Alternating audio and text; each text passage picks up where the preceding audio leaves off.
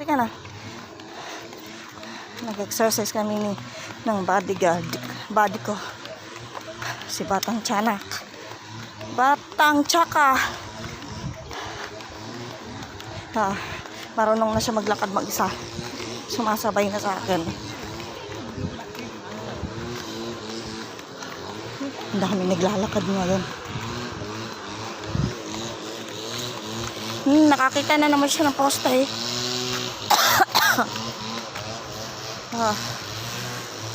Saan pupunta? Halika na. Nihingal na ako.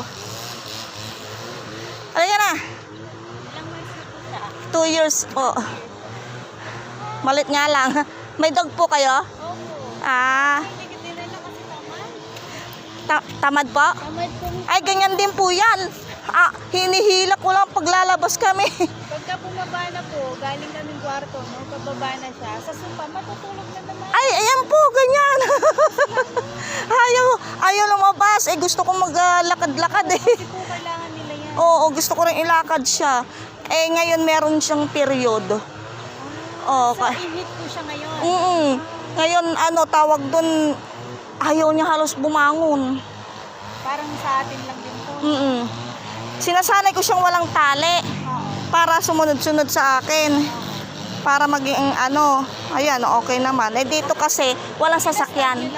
Ha? Hindi, ayoko na. Mahirap. Saka sila eh. Sa bagay, mas maliit naman kasi yung mga chihuahua na mga anak. Chihuahua po kayo? Chihuahua po. Ay, ang liit. Hirap po yun. Kasi ito, pag pinastod ko po siya, mamaya masisaryan eh. Opo. Ang layo niya na oh. Opo. Sige po. Hoy, ang layo mo na. Ala, may aso. Halika na, may doggy. Baka mamaya puntahan ka.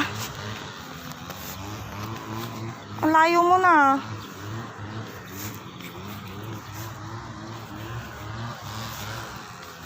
Ang galing ng aso.